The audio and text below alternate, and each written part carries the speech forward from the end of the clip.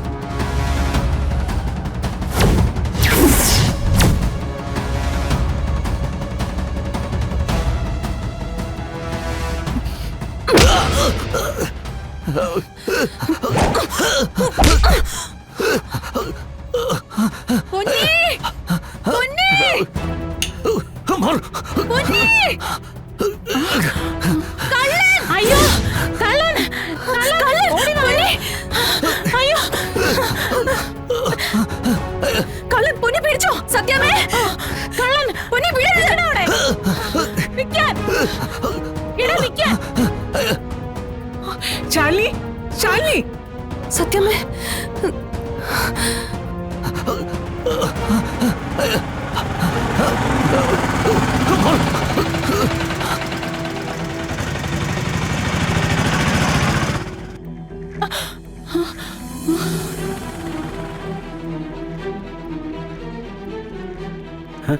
എന്താ എന്താ പറ്റിയേ? സത്യമേ, കള്ളനാണെന്ന് തോന്നുന്നു.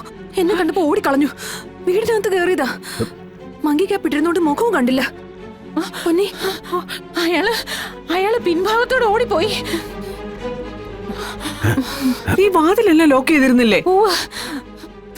ഇതുവഴി അകത്ത് കയറിയെന്നറിയില്ല. കള്ള അതിലോട്ട് വല്ലതും കൊണ്ടുപോയാ? അതിന് സാധ്യതയില്ല.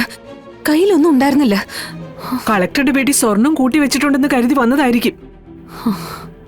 മോളെ, നീ പോലീസിനെ വിവരം അറിയിക്ക്. ഇങ്ങനെ കള്ളന്മാരുടെ ശല്യം ഉണ്ടായാ നമ്മൾ എങ്ങനെ ജീവിക്കുക? ഇത് കംപ്ലൈന്റ് ചെയ്യുക തന്നെ വേണം. ഒരടി ഞാൻ കൊടുത്തിട്ടുണ്ട്.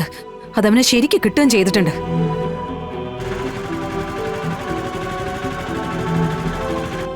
ഏതായാലും ഞാൻ പോലീസിൽ റിപ്പോർട്ട് ചെയ്തേക്കാം. പൊന്നി, നീ എല്ലാ ഭാഗത്തും ചെന്ന് നോക്കി എന്തെങ്കിലും മിസ്സായിട്ടുണ്ടോന്ന്. ചെല്ലേ. ശരി. എന്ത് വിശ്വസിച്ച രാത്രി നമ്മളിവിടെ കിടക്കുന്നത്? അവനോട് വിഷ്ണു, അവനോട് ഇല്ലാത്ത ഈ കുഴപ്പത്തിനെല്ലാം കാരണം.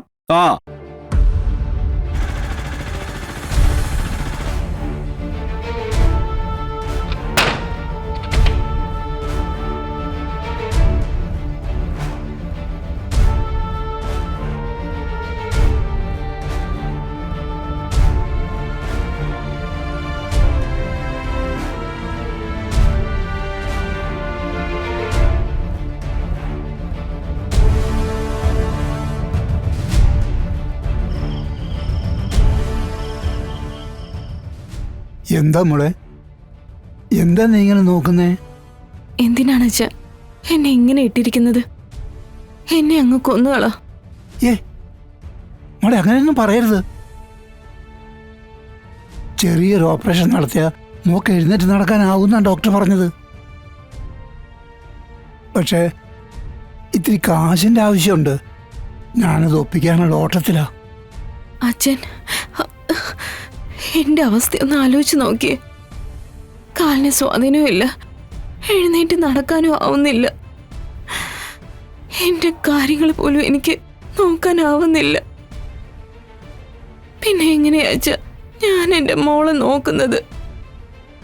മോളിപ്പോൾ അതൊന്നും ആലോചിച്ച് സങ്കടപ്പെടേണ്ട കാര്യമില്ല. നിനക്ക് അച്ഛനും അമ്മയും കൂടപ്പിറപ്പുകളൊക്കെ ഉള്ളതല്ലേ. മോളുടെ കാര്യത്തിന് ഒരു ബുദ്ധിമുട്ടും വരത്തില്ല.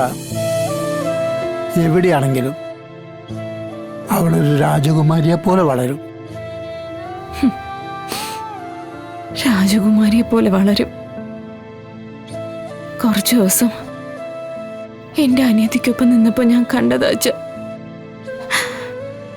എന്നോടും എന്റെ മോളോടും കാണിച്ച അവഗണന.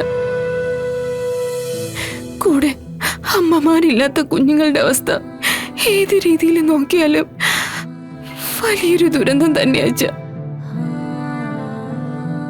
ഇപ്പൊ തന്നെ എന്റെ കൂടെ എന്റെ അമ്മയുണ്ടായിരുന്നെങ്കിൽ ഞാൻ ഈ അനുഭവിക്കുന്നതിന്റെ പകുതി വേദന അനുഭവിച്ചാൽ മതിയായിരുന്നു. ബാക്കി പകുതി അമ്മയുടെ സ്നേഹത്തിലും വാത്സല്യത്തിലും ഞാൻ മറന്നു പോവായിരുന്നു. അതാ അമ്മമാരുടെ സ്നേഹം. ആ സ്നേഹം പോലും എനിക്ക് എന്റെ മോൾക്ക് കൊടുക്കാൻ പറ്റുന്നില്ലല്ലോ. മോളെ, നീ ഇങ്ങനെ സങ്കടപ്പെടല്ലേ. എല്ലാം ശരിയാവും. എന്നും ഒരാൾക്ക് ഈശ്വരൻ സങ്കടം മാത്രം തരില്ലല്ലോ. ഒരു ദിവസം നിനക്കും വരും ഒരു നല്ല കാലം. അത് ചിലപ്പോ ആ മോളെ കൊണ്ടാണെങ്കിലോ? എന്റെ മോളെ എന്നെടുത്ത് ലാളിക്കാൻ പോലും കഴിയുന്നില്ലല്ലോ. പിന്നെ ഭാഗ്യം അതെന്റെ ജീവിതത്തിലുണ്ടോ?